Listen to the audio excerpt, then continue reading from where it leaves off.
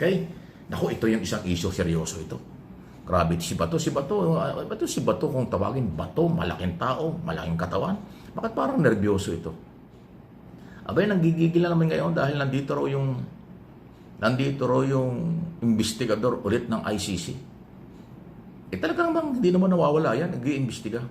Tapos meron daw parang isang personalidad, ayaw ko nang bagitin ang pangalan, na nandito raw at nang uurot, nagre-recruit daw ng mga pulis para gumawa ng statement laban sa kanya. Ikaw talaga ba to, Sado kang madrama. Harapin mo na lang yan. Gumaya ka kay Duterte. Di ba? Sa gusto niya, hinaharap niya yung kaso. Nasubukan lang siya dahil kasi sabi niya, sisipain niya, minumura niya, nilalait niya, mga below the belt ang statement laban sa ICC. Anong hulihin siya? Ngayon, nakakulong. Ganun din ba to? Kung anong ginagawa ng ICC investigador, karapatan nila yun. Kasi mayroong Pilipino complainant. Mga Pilipino nagreklamo sa ICC, hindi gobyerno. Tataka naman ako sa inyo, galit kayo sa gobyerno ni Pangulong Marcos. Wala namang kinalaman si Pangulong Marcos sa inyong kaso. Mga Pilipinong di umano'y biktima ng human rights violation, crime against humanity ang kaso ninyo sa ICC. Hindi Marcos administration ang complainant.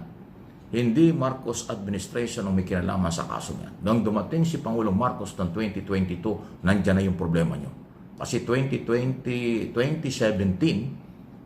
nung una nag-file ang mga Pilipino sa ICC against Duterte, Senador Bato at iba pa. Yun eh. Ang ginawa lang ng gobyerno under President Marcos dahil gobyerno ito ay nakipagtulungan. Respeto ang ICC, ang Interpol na siya may dalang warrant of arrest. Ganun din yan.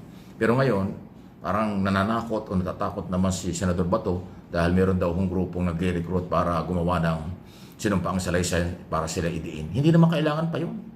Marami na pong complainant at marami ng testigo ang nandun sa ICC. Di ba? Nireport na nga 1,200 ba o 1,400 na mga ebidensya ang hawak na ng ICC galing sa mga complainant against Duterte and co-accused sa crime against humanity. Ito na lang may advice ko sa iyo, Senador Bato, dahil kilala mo naman din ako, kilala naman kita.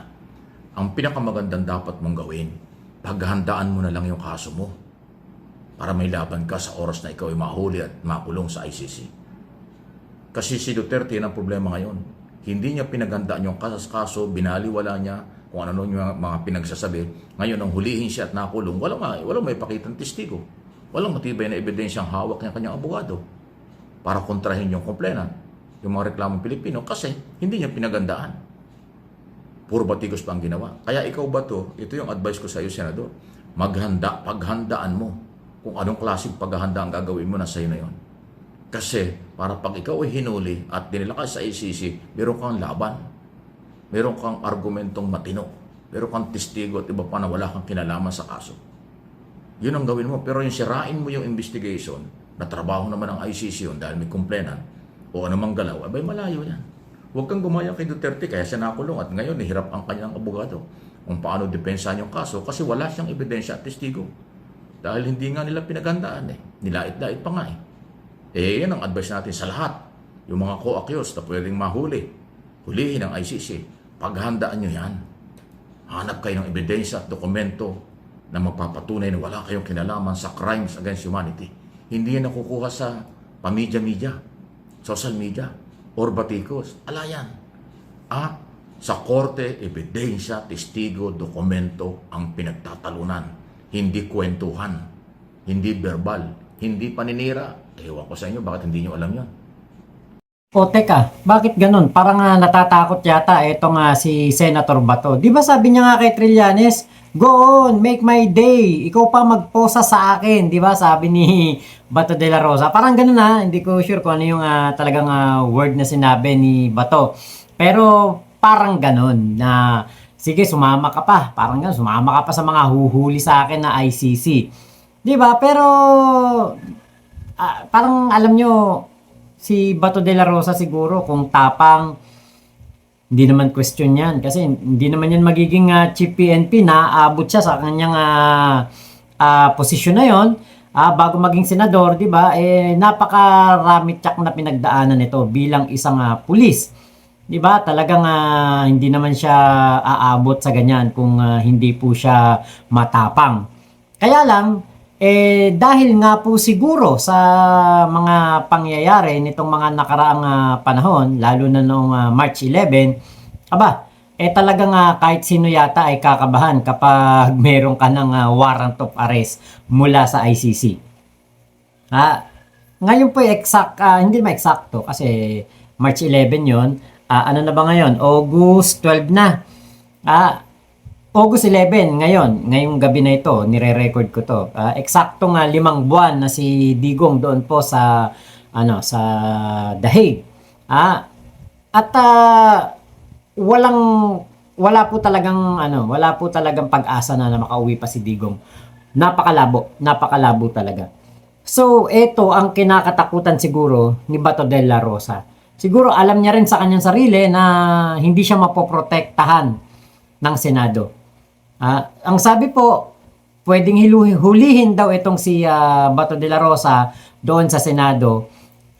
Pwede daw pong hulihin, wag lang may session. So kung may session, stop, hindi siya mahuhuli. Pero ang tanong, 24 oras ba ang session sa Senado? Minsan nagsisimula sila sa alas 3 ng hapon, nagtatapos ng maghahating gabi. Sabihin nating madaling araw. Diba? Paano kung pinag-aaralan na pala ang galaw ng mga senador, pinag-aaralan ng galaw ni Bato de la Rosa at bigla siyang bubulagain na kung saan meron silang session, pagkatapos ng session, nag-uwian ng lahat, biglang hinuli si Bato de la Rosa. Diba? So yan po yung mga kinakatakutan siguro ni Bato de la Rosa. Ngayon, ang ating pong Chief PNP, meron na pong plano kung paano ang gagawin dyan. Matatandaan na si General Torre ang siyang humuli kay Digong. Naku, what more pa kaya ang isang senador lamang na kumbaga may mga pinupuntahan yan, may mga session na kailangan daluhan ang hindi kayang hulihin ng isang General Torre. Diba? So, eto. Pakinggan po natin itong payag ni General Torre. Regarding dun sa mga may warrants of arrest, we all know na yung ICC, apart from former President Duterte, may mga balita na meron silang mag-i-issue sila ng mga susunod pa. And we all know na one of those na napapabalita is yung former chief ng PNP, now Senator Bato. Just in case na eventually magkaroon ng gano'n, how do you plan to go about it? Well, just cross the bridge when we're there. Kasi hirap naman pangunahan nun na pag may darating na ganito, may darating na gano'n, paano pag wala? Parang napakahirap naman nun. But obviously, we are also making contingencies na pag may nangyaring ng ganito, anong ating gagawin? Pag may nangyaring gano'n, gano'n na ating gagawin. So, hindi nga lang siya talaga proper na parang i-discuss mo na kagad at the moment. Nakita niya naman siguro. You know what I mean? It's really something that has to be acted upon pag andyan na. Okay? We'll make decisions as it comes. Ayan. Nako. We'll make decision as it comes. At may contingency. Yun ang maganda kay General Torre. Kasi si General Torre po, strategist to Magaling to sa mga strategy. Katulad nung paghuli kay Kibulok, talagang hindi po tinantanan ni General Torre. Nung malapit nang ma-pinpoint kung saan nagtatago doon sa sa KOJC compound, itong si Kibulok, 'di ba? Napilitan na po si Kibulok na lumabas at sumuko sa mga kapulisan. Ngayon, dito naman kay Digong, 'di ba? Eksakto, pag-uwi ni Digong galing ng Hong Kong, chill na chill pa sila, 'di ba? Yung pala huhulihin na ni General Torre, 'di ba? At nakita natin na talagang walang nagawa ang kahit sino. Kahit anak pa ni Digong, hindi po napigilan ang pagpadala doon kay Digong sa ICC. Ngayon, syempre bilang isang senador, alam nyo, nabanggit ko to nung nakaraang kampanyahan Pabor kay Bato de la Rosa pag siya'y natalo. Alam niyo po kung bakit? Kasi pag siya natalo, 'di ba, pwede siyang doon na lang sa Davao. Pwede siyang doon na lang sa lugar niya sa Davao at doon na lang siya manatili at hindi na lumabas ng bahay niya. Pwede siyang maglaho na parang bula sa social media, pwede siyang hindi na magpakita sa kanyang mga kaibigan, pwede siyang hindi na magpakita sa kanyang mga kaalyado. Kasi natalo siya wala siyang obligasyon para lumabas. Hindi niya kailangang pumunta ng Senate. Hindi niya kailangang pumunta sa kung saan na mga lugar na siya imbitado para magsalita, para siya ay kumbaga bigyan ng parangal o kung ano man. Di ba? So ngayon, nanalo si Bato de la Rosa. Yan ang kaakibat ng pagkapanalo ni Bato de la Rosa. Pwedeng siya po ay mahuli after ng session. Pwede rin naman siyang hulihin bago mag-session. Pwede rin. Na siya ay kapag galing siyang Davao, pagbaba niya ng NAIA, di ba? Pwede rin siya doong hulihin. Katulad ng ginawa noon kaya Digong na pagbaba ng NAIA, diretso na sa Villamor Air Base. At doon na po, kumbaga, ininterrogate at saka inayos ang kanyang paglipad papuntang Dahig. Pwedeng ganun din ang gawin kay Bato de la Rosa. So, napasama pa ang pagkakapanalo ni Bato de la Rosa bilang senador. Kasi, pwede po talaga siyang mahuli anytime soon. Actually, ang bulong-bulungan after ng September 23 na magkakaroon si Digong na appearance doon po sa ICC. So after September 23, kasi sabi ko noon baka abutin pa ng ng impeachment trial itong si Bato at baka doon hulihin habang may impeachment trial. Hindi natuloy. Maaring baka after po nito nga September 23 kapag si Digong ay may appearance ulit sa korte sa ICC, baka doon na po kumilos ang ating mga nakalimutan ko CIT ba yun? Basta yung Interpol Manila. Yan po ang nakikipag-ugnayan para mahuli po yung mga wanted dito sa ating bansa, wanted sa International Court. Ngayon, kasi nabanggit diyan ni Sir Mike Abe, yung pong ICC personnel o tauhan ng ICC, employee o investigator na sinasabing nangungulit daw po ng mga PNP na pinipilit daw po na magtestimonya laban kay Bato de la Rosa. Alam nyo, duda ako dyan. Alam nyo kung bakit. Kasi ayon mismo kay Kaufman, 2,000 ebidensya ang ibinigay ng mga nagreklamo dito kay Digong sa ICC. Ngayon, kung meron na silang 2,000 ebidensya, sa loob ng isang ebidensya, merong 10 hanggang 100 na ebidensya pang nilalaman yun. So, napakarami po talagang ebidensya na.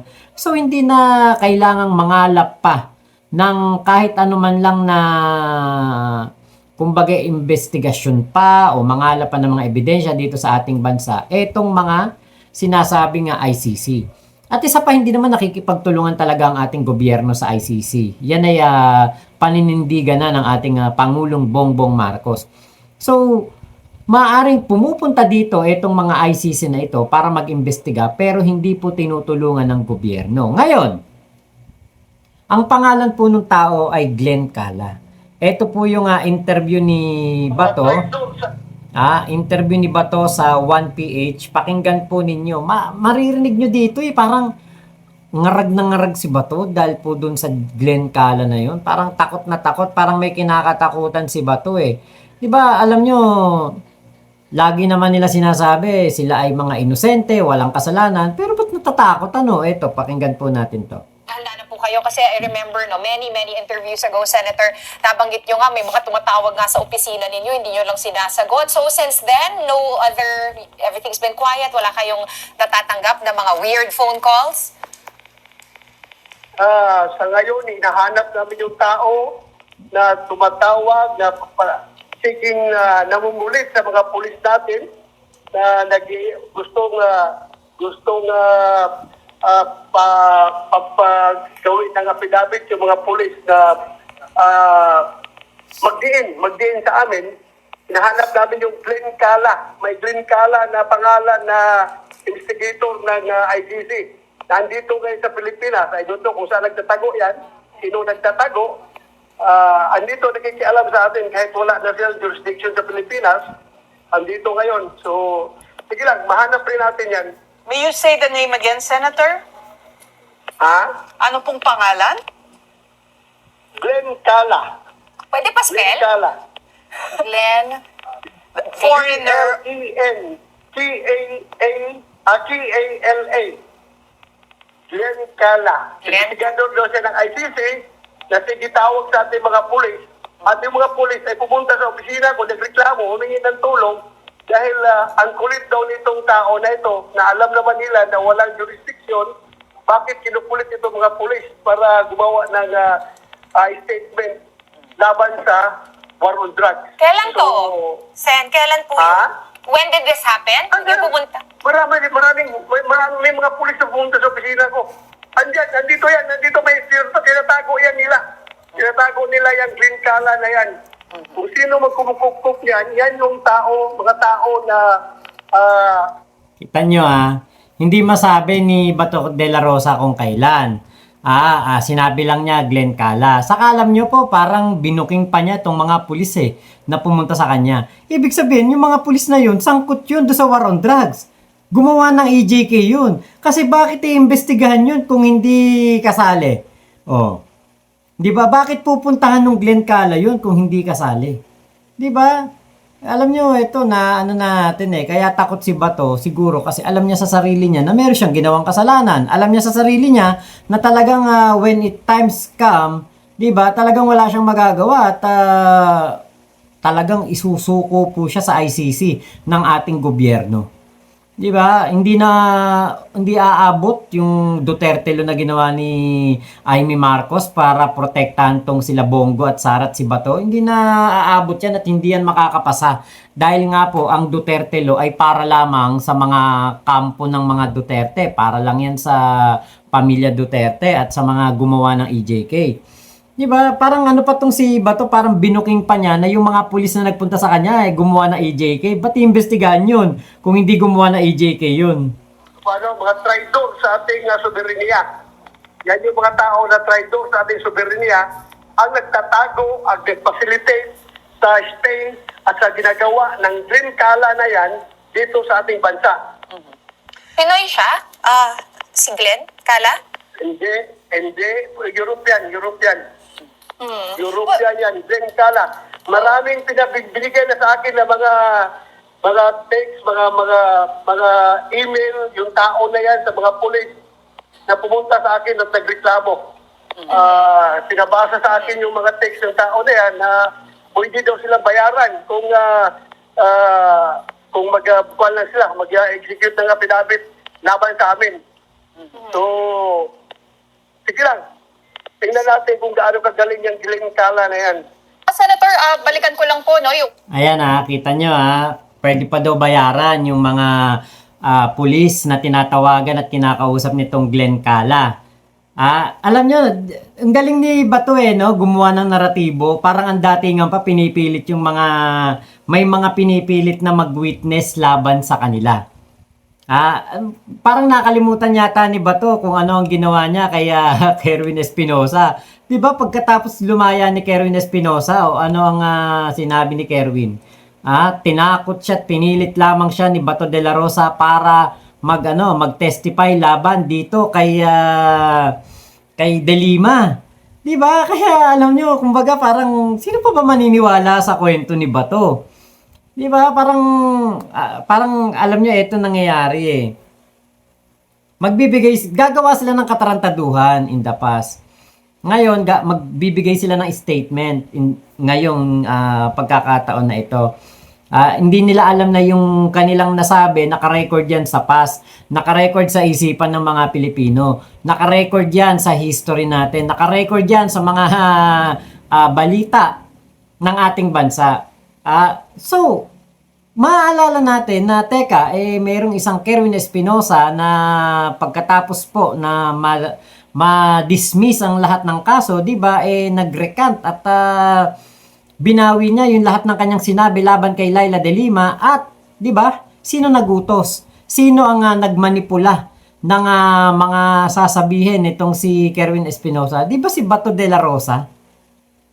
Di ba kaya? Ewan ko na lang kung may maniwala pa dito kay Bato. Siguro kapag nandun siya sa Senado at nagsasalita siya patungkol sa kung anong mga ginagawa nila sa session, di ba baka pwede pa nga may katotohanan yung kanyang mga sinasabi. Pero dito kapag sa mga interview, di ba paano natin papaniwalaan ang isang tao na naging tuta ni Digong at meron talagang kinalaman sa EJK? At ang sabi nga niya, ang Oplan Tokhang ay ang kanyang brainchild at pinagmamalaki pa niya yan.